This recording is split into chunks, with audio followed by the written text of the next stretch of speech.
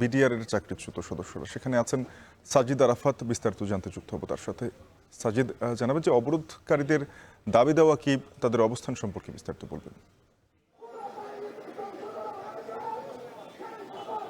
শাফিন, ৩ দফা দাবিতে চাকরিচ্যুত যে বিডিআর সদস্যরা রয়েছেন তারা আবারও কিন্তু রাস্তায় নেমেছেন। আমরা দেখেছি দুপুরের দিকে তারা বেশ কিছুক্ষণ সময় শাহবাগের যে রাস্তায় সেখানে তারা আন্দোলন করছিলেন এবং রাস্তা ব্লকেট করে দিয়েছিলেন। যদিও তাদের এই কর্মসূচি শুরু হয়েছিল শহীদ মিনার থেকে তারা শাহবাগে এসে শাহবাগের এই যে রাস্তা, সেই রাস্তা বন্ধ করে দিয়েছিল। প্রায় আধা ঘন্টার মতো এখানে যান চলাচল বন্ধ ছিল।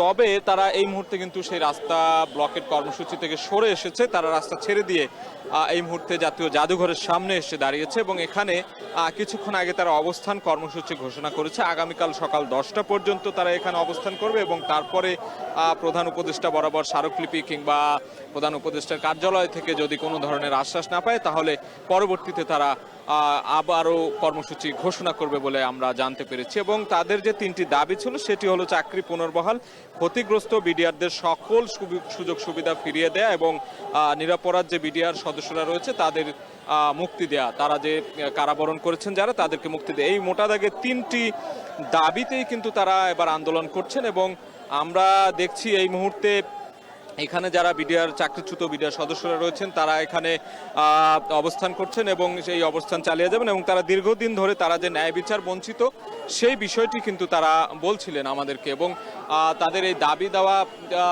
পরিপূর্ণভাবে মেনে নেওয়া না হলে তারা এখানে অবস্থান কর্মসূচি করবেন আগামীকাল 10টা পর্যন্ত এবং পরবর্তীতে আরও কঠোর কোনো কর্মসূচি থাকলে সেটির দিকে তারা ধাবিত হবেন বলে আমাদেরকে জানিয়েছেন। তো এই মুহূর্তে শাহবাগের জাতীয় জাদুঘরের সামনে থেকে যে অবস্থান কর্মসূচি করছে চাকরিচ্যুত বিডিআর কর্মীরা, এই মুহূর্তে এখানকার সবশেষ খবর ছিল এই।